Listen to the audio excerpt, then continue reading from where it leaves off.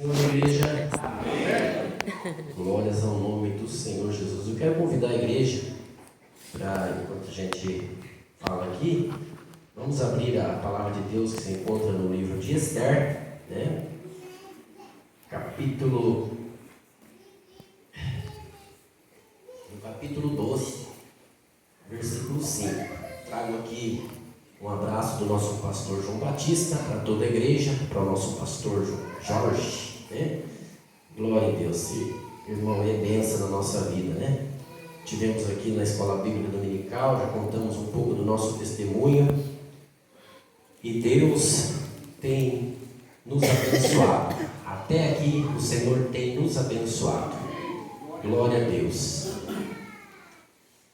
Quem achou diz amém? Livro de Esther, no capítulo 2, no versículo 5.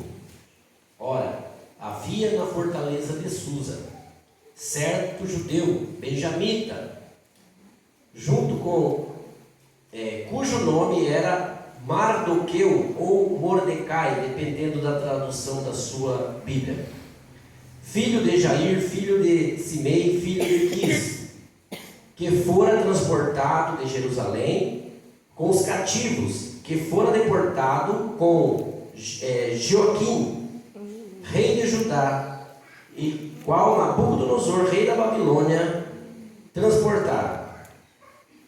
Mardoqueu tinha uma prima chamada Radassa, ou Radassã, vai depender de cada um, né, irmão? Que a quem criara por ela não tinha nem pai nem mãe.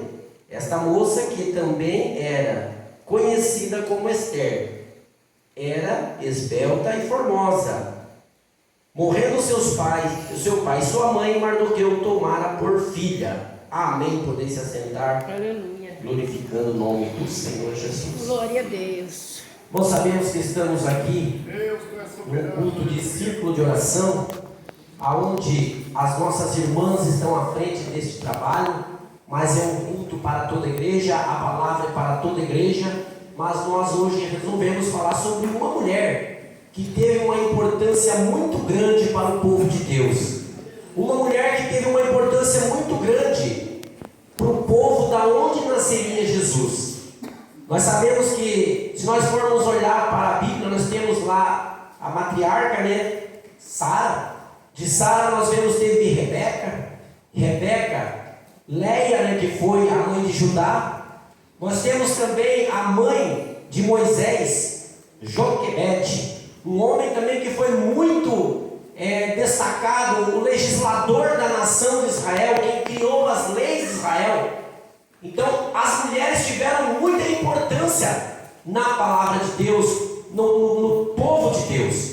E mais adiante nós vemos que, para nós colocarmos por terra qualquer acepção de pessoas, de raça, ou de como a pessoa levou a sua vida anteriormente e como a pessoa é hoje, nós vemos também a história de Raabe, quando o povo sai para entrar em Jericó. Ali havia uma mulher, qual era uma mulher que para o povo judeu seria uma mulher que não tinha valor nenhum, porque ela era uma meretriz, mas que Deus escolheu, que ela se converteu ao judaísmo, né? Ela acreditou, creu no Deus vivo de Israel e se converteu e casou com um homem ao qual também ela veio ser, né, da descendência de Jesus.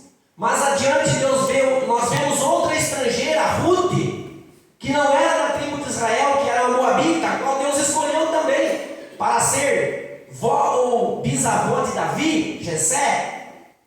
E nós vemos aí que essas mulheres fizeram muita importância no povo de Deus, mulheres que se destacaram. E nós estamos falando aqui de um povo, de uma nação, ao qual lá para o Oriente Médio, na época que se escreveu a Bíblia, as mulheres não tinham esse destaque. Simplesmente os homens tinham esse destaque. As mulheres, ela simplesmente servia para fazer a casa e cuidar da família. As mulheres não tinham essa valorização. Mas quando nós vemos nas cartas de Paulo, principalmente na Epístola aos Romanos, no finalzinho, nós vemos ali no ministério de Jesus, as mulheres ao qual colaboraram com Jesus, né? Susana, Maria, Maria Madalena, ao qual muitas dessas mulheres elas patrocinavam o ministério de Jesus aqui na terra. É Deus. E vemos também Paulo dando muita significância às mulheres. E muitas mulheres, né, irmãos, que nós encontramos na Bíblia, que fizeram a diferença, que foram mulheres de homens que fizeram a diferença no meio do povo de Deus. E nós não podemos deixar, voltando lá no Império Persa, Esther, esta jovem, a qual era judia, da descendência, ela era judia, mas ela era filha de Benjamita. Nós vemos que eles eram da tribo de Benjamim. Mas quando nós olhamos o povo judeu era Judá e Benjamim, que se fazia o reino do sul, né? Nós voltando lá atrás, na divisão dos reinos. Então todo aquele que nascesse no reino do sul seria judeu. E aqui, meus irmãos, nós vemos que com a decadência de Israel, ao qual Deus havia alertado o povo, levantado profetas para que o povo voltasse para ele, e não se prostituísse aos outros deuses. E o povo não deram ouvido, e se prostituíram e se idolatraram cada vez mais. E nós vemos que este povo, o reino do norte, para nós explicar melhor aqui, vamos voltar um pouquinho atrás. Quando Davi morreu, Salomão assumiu o reinado. Só que Salomão ele cometeu muitos pecados, e com esse pecado o reino dele foi dividido. Ficou o reino do sul, Judá e Benjamim, e as outras 10 tribos ficou Israel. E o império sírio na época, ele derrotou o país de Israel, a nação de Israel, ficando somente os judeus. E na época de Jeremias, nós vemos aqui que o povo judeu havia caído na idolatria novamente. E Jeremias chamando o povo para se reconciliar com Deus, e não se reconciliaram. Ao ponto que Deus usou Nabucodonosor para tirar o povo de Jerusalém e levar para a Babilônia. Mas nessa época nós estamos estudando a respeito de um povo que havia uma grande guerra de impérios na época. Anos mais tarde, o Império Assírio cai pelos babilônicos. E o povo é tirado de Jerusalém. Jerusalém é destruída, é queimada, e todos os utensílios da casa do tesouro é levado para a Babilônia.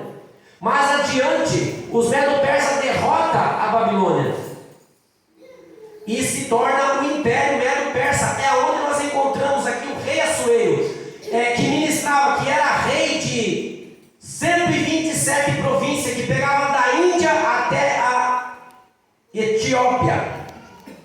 Todas essas províncias eram conquistadas por esse rei. Era um rei muito poderoso.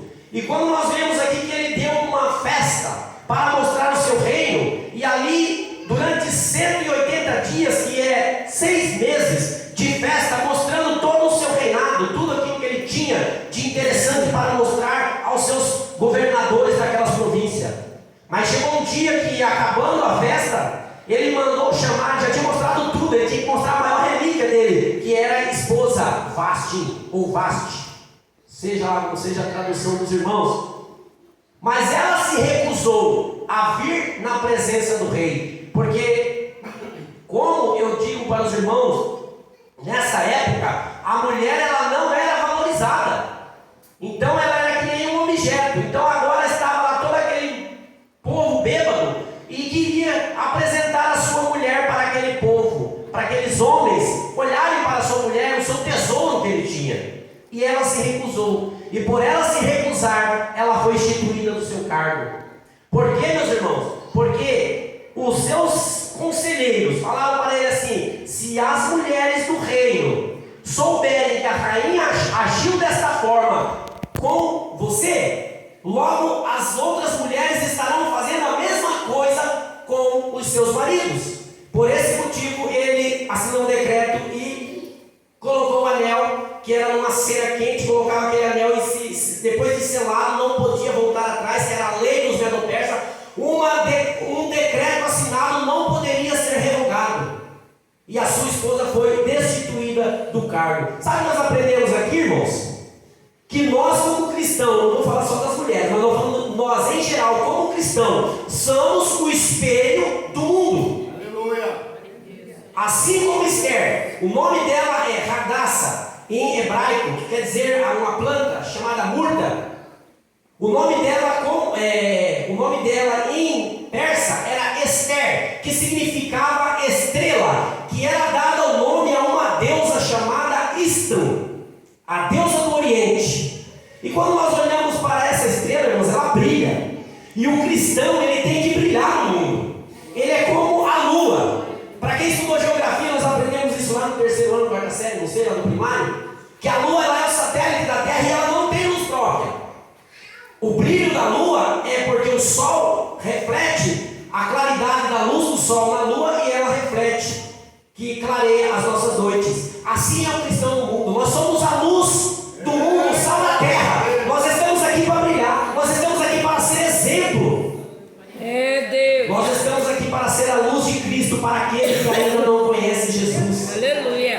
Aleluia. Assim como a lua não tem luz própria, nós não temos luz própria, mas nós temos que refletir a luz de Jesus em nossas vidas. E como é que essa luz de Jesus vai refletir em nossas vidas? Através do nosso comportamento, através do nosso caráter, através do nosso tratar com as pessoas, através do nosso andar, do nosso agir, do nosso palavreado, do nosso vocabulário, que nós falamos e nós fazemos as coisas. É assim que as pessoas vão olhar: não, aquele ali verdadeiramente é um servo de Deus. Aquela irmã ali, ela é uma benção, ela é uma serva de Deus. Você não vê ela com conversinha à toa, não vê ela falando de ninguém, você não vê ela fazendo isso nem aquilo. Que benção, porque nós somos a luz de Cristo que brilha nesta terra. Glória a Deus. E assim como Vaste, ela foi instituída, ela foi retirada do reino por não dar um bom exemplo. Claro que cada circunstância é uma circunstância. Eu estou trazendo essa parte para a nossa vida espiritual, mas no caso dela lá é diferente, né? Mas ela, como mulher do rei, ela teria que fazer aquilo que o rei mandava. Mas agora ela foi instituída, e agora quem entrou em cena? Esther. Como é que Esther entrou em cena? Nós vemos lá que quando o rei instituiu essa mulher, essa esposa dele, essa rainha, passaram-se as festas, passaram a embriaguez, passaram aquela orgia que eles tinham feito ali. Ele sentiu falta da sua esposa. E agora ele não poderia voltar atrás porque ele tinha assinado um decreto.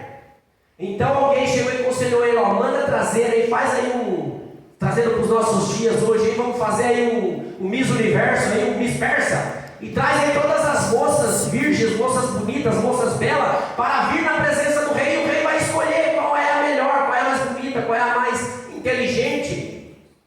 E foi feito isso, irmãos. Foi dado esse decreto e todas as moças compareceram. E para elas comparecerem para esse encontro com o rei, passavam-se por um ano de preparação. Irmãos, nessa passagem nós aprendemos tantas coisas aqui. Ela teria que passar um ano de preparação, 6 meses com óleos para tratamento de pele, mais 6 meses com outro tratamento, para quando ela chegasse na presença do rei, ela tinha que estar em perfeitas condições. Sabe o que me chama a atenção aqui, irmãos? Que a igreja está sendo preparada para encontrar com o noivo. Aleluia! Quando nós encontramos Mateus capítulo 25, que fala a respeito das 10 virgens que estavam esperando o noivo.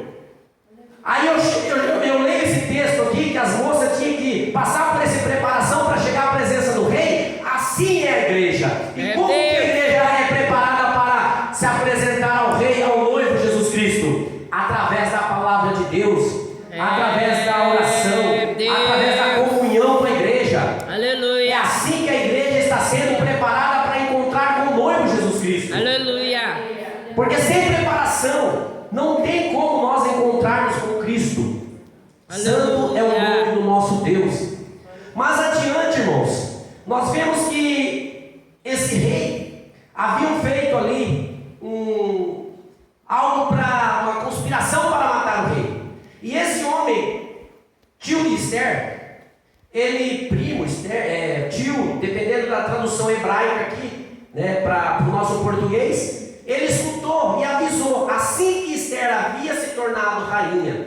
No versículo 17, irmãos, olha só, no versículo 17 do capítulo 2, tem assim: ora, o rei amou a Esther mais do que a todas as mulheres, e ela alcançou perante ele o favor, a aprovação, mais do que as outras virgens. de modo que lhe pôs sobre a cabeça a coroa real e fez rainha em seu lugar. Irmãos, Deus nunca coloca uma pessoa no lugar se não for necessário, porque Ele é conhecedor de todas as coisas, Ele sabe o nosso futuro, porque o nosso Deus, Ele é onisciente, onipresente e onipotente. Onipotente tem todo o poder, onisciente, Ele tem todo o conhecimento do passado e do futuro, e onipresente, Ele pode estar em todos os lugares. Amém? Então nós aprendemos aqui que Deus sabia das artimanhas, que esse homem, se nós não citamos ainda, mas está no texto, Amã era um homem que era secretário, era o ministro do rei, o segundo abaixo do rei Assuero. E nós vemos que quando Mardoqueu se punha à porta ali, ele ouviu uma conspiração para matar o rei.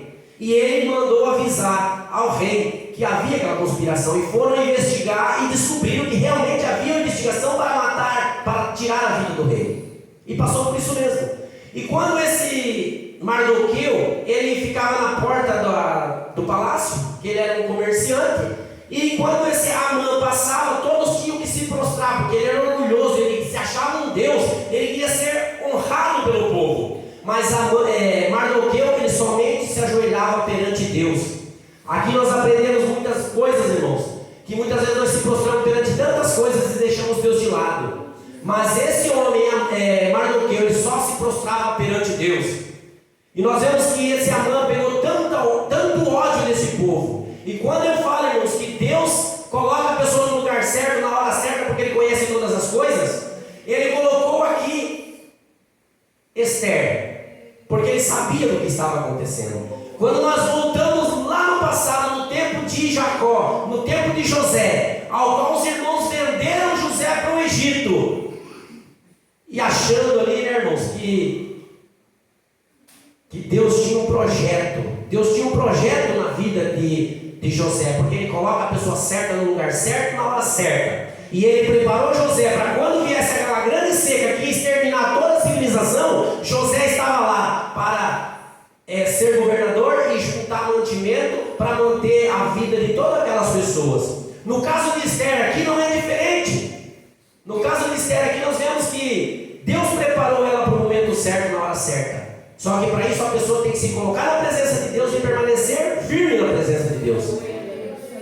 E esse homem, quando Mardoqueu não quis se prostrar perante ele, não quis o adorar, ele agora pega e cria um decreto. Ele pega, vai lá, coloca na cabeça do rei, que esse povo era um povo contra o rei, e levanta um decreto para que esse povo seja exterminado.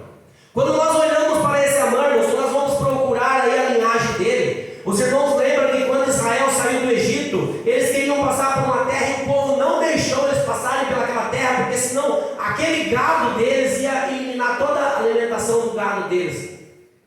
E nós vemos que quando teve uma grande guerra, aonde Moisés subiu no monte, e ali estava Arão e Hur, segurando nas mãos de Moisés para que Josué vencesse a batalha, ao qual Deus mandou uma grande saraiva de pedra do céu e exterminou aquele exército do povo amalequita. Nós vemos que no tempo de Saul, Deus mandou Saul exterminar todos os amalequitas, e ele deixa aqui um homem chamado Agag, que era o rei dos amalequitas. Os irmãos conhecem a história. E esse camarada aqui, porque Deus conhecia todas as coisas do futuro, Deus conhece o que vai acontecer conosco. Muitas vezes nós pedimos algo para nós e muitas vezes nós não recebemos, porque Deus sabe, se Ele der para nós, nós vamos se desviar da presença dEle. Então, se você está buscando algo que para você vai fazer bem, mas Deus está sabendo que não vai fazer bem, Ele prefere não dar. E se dá, muitas vezes nós perecemos, nós passamos por dificuldade, porque queremos as coisas do nosso jeito e não vamos consultar a Deus antes. E esse mesmo homem, ao qual teve uma grande afronta contra o povo de Israel no tempo de Moisés, que Saul deixou de exterminar, que mais adiante, lá no capítulo 30, se eu não me engano, de Samuel, aonde ele leva todos os povos de Davi cativo, quando Davi foi morar na terra dos filisteus, levou cativo, e Davi teve que ir atrás e buscar a sua família e destruir aquele povo.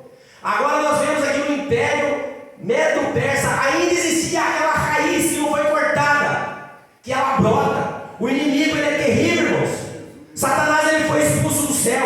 Satanás, ele não pode com Deus, ele não pode chegar a Deus, mas ele vai tentar tocar na nossa vida, ele vai tentar tocar nos nossos filhos, ele vai tentar tocar na nossa esposa, naquela pessoa que é mais fraca, ele vai tentar tocar para nos ferir. Como ele não pode ferir Deus, porque ele não tem esse poder, porque ele é criatura, ele vai tentar tocar em você, que é a menina dos olhos de Deus, ao qual Deus tem grande amor, ao qual Deus tem o seu grande amor, que mandou seu filho para morrer na cruz do Calvário, para nos libertar, para nos trazer salvação. É Deus. E nós vemos aqui agora que Esther, na hora certa, no momento certo, Mardoqueu chega para ele e fala: olha, estão tentando destruir o nosso povo. Surgiu um decreto aí de extermínio para o nosso povo, porque esse Amã, ele havia feito uma forca para matar Mardoqueu, e no dia 13 de Adar, se eu não me engano, ia ser exterminado. Não ia ser uma luta justa, ia ser um extermínio para matar todos os judeus e tomar os despojos, tudo aquilo que eles possuíam. Isso é o que o nosso adversário quer, irmãos: tirar a nossa saúde, tirar a nossa paz, tirar a nossa felicidade dos nossos filhos, jogar nas drogas, na prostituição. É isso que Satanás quer, nos entristecer. Mas nós temos um Deus que vela por nós, nós temos um Deus que nunca nos abandona. Assim como o povo judeu havia se voltado as costas para Deus lá no tempo ao qual ele foi levado cativo para a Babilônia, Deus nunca deixou esse povo perecer. Aleluia. Nós vemos que o povo assírio, irmãos, quando eles venciam o povo, eles misturavam, faziam tal de miscigenação. Ele pegava o povo daqui, levava para lá, pegava o povo de lá, trazia para cá, fazia aquela mistura. Mas com Judá foi diferente. Deus não permitiu que os assírios destruíssem Jerusalém. Lá no tempo de Ezequias, nós vemos quando aquele Senaqueribe chega e afronta Ezequias, o rei Ezequias, e ele busca Deus. E Deus manda um anjo, e numa noite mata 85 mil soldados do povo assírio. Mas Deus permite que Nabucodonosor leve o povo cativo, porque os babilônicos, eles tinham outro costume. Ele pegava o povo, levava para a sua terra lá onde, e não misturava, não colocava ninguém, era só eles ficavam numa região, morando somente, e eles não se misturavam. Por que não poderia haver mistura, irmãos? Porque daquela nação haveria de vir o Salvador da humanidade, Jesus Cristo. Da nação de Judá nasceria Jesus Cristo, e não poderia ter mistura. A igreja de Deus não pode ter mistura. O mundo não pode ter comunhão com os cristãos. O cristão não pode ter comunhão com o mundo. João é bem claro em dizer: não ameis o mundo, nem o que o mundo há. Não é para nós amar as coisas do mundo. Nós estamos no mundo, estamos de passagem nesse mundo, mas não podemos nos contaminar com este mundo, nos misturar com as coisas deste mundo. E aí a gente vê uma mulher sábia. O que ela faz, irmãos? O que você faz quando você está passando por prova, quando você está sendo perseguido, quando você está passando por luta, por provação? O que você faz? Você vai orar, você vai jejuar, você vai buscar a presença de Deus, você vai pedir orientação de Deus para a tua vida. E foi o que Esther fez. Esther convocou um grande jejum de 3 dias, orando e jejuando, para que ela fosse à presença do rei. Porque naquela época, ao qual nós já havíamos dito aqui, que era costume dos persas, ninguém poderia chegar à presença do rei se o rei não chamasse. Mas Esther precisava de chegar até o rei. Só que para ela chegar até o rei, primeiro ela tinha que pedir a orientação de Deus. Primeiro ela precisava que Deus fosse na frente dela, porque se ela chegasse e o rei não abaixasse o cetro, ela poderia ser morta. E eles jejuaram, eles oraram, buscaram a presença de Deus. Embora que o livro de Esther não fala no nome de Deus, mas nós sabemos que Deus estava presente em todos os momentos ali, intervindo pelo seu povo, intercedendo pelo seu povo. E nós vemos que ela vai à presença do rei e convida o rei para um banquete. Convida o rei para um banquete. E eu vou resumir a história. Os irmãos conhecem a história de Esther. Esse rei vai até o banquete, e quando ele chega no banquete pela primeira vez, ela passa o banquete, convida ele para um outro dia. Irmãos, aí nós aprendemos aqui que quando nós estamos buscando uma bênção do Senhor, nós não podemos ser precipitados. Nós temos que esperar o tempo do Senhor na nossa vida. Muitas vezes nós vamos buscar as coisas, nós queremos para agora, nós queremos para hoje, mas as coisas de Deus não é dessa forma. É do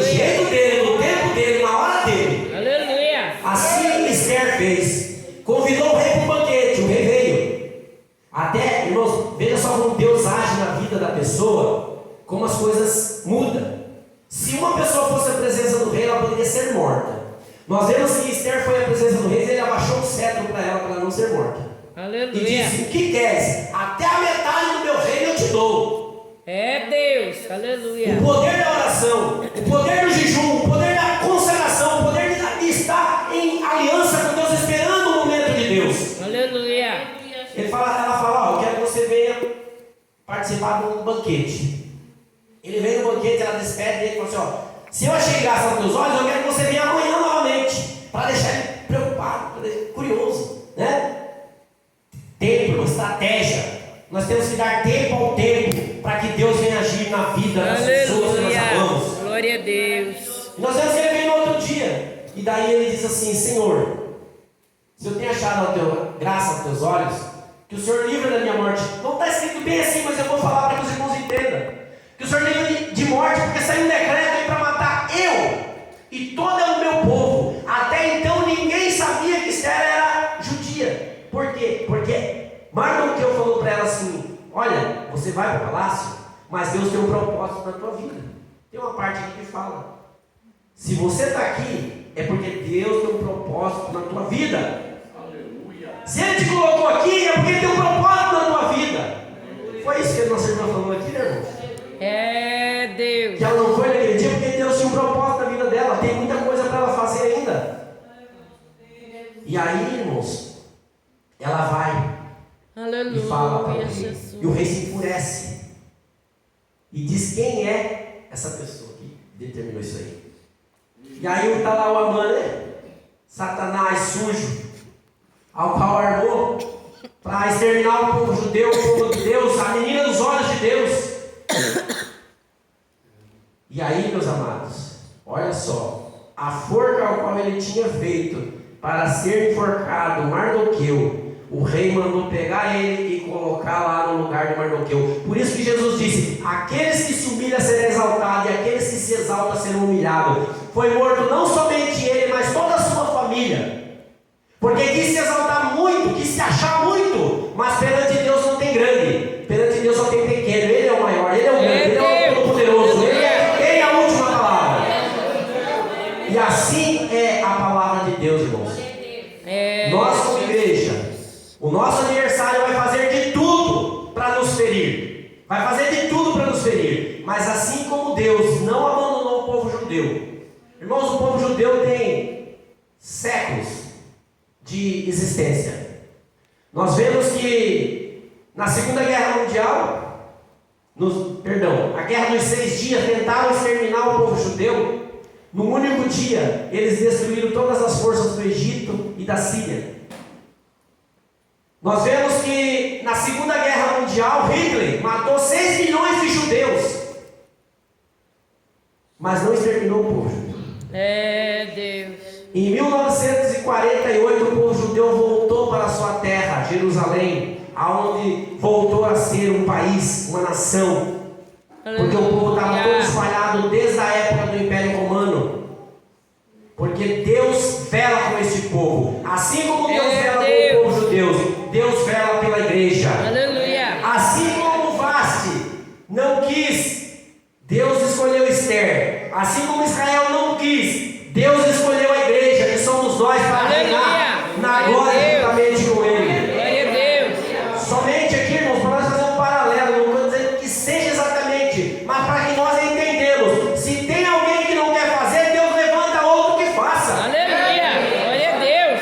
Aleluia. Se não tem ninguém para reconhecer que Ele é Deus, Deus levanta a igreja para reconhecer que Ele é Deus. Glória a Deus. Que traz a nossa única existência. E que Deus continue falando em cada coração, irmãos. Assim como Amã, uma malequita, a qual havia perseguido o povo por gerações. E ele não, mas o povo dele.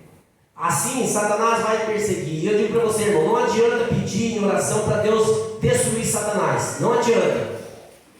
Você vai repreender as obras dele. Você vai repreender a fúria dele. Porque se Jesus quisesse ter destruído, já tinha destruído lá antes, né? No Éden lá, né? Lá quando foi expulso. Mas ele tem essa liberdade de estar aí para atentar o povo, para perturbar o povo, até a vinda de Cristo.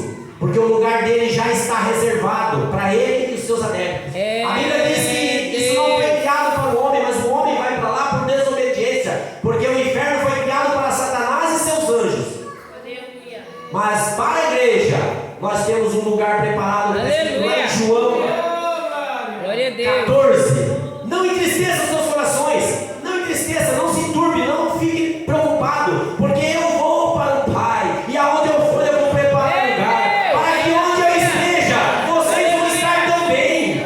Glória a Deus. E uma vez, irmãos, ele vai estar servindo a igreja, ele vai estar servindo, ele vai ser quem vai servir a igreja naquele dia. Aleluia. Deus abençoe, que Deus continue falando em cada coração. Aleluia. Esse é um culto de círculo de oração.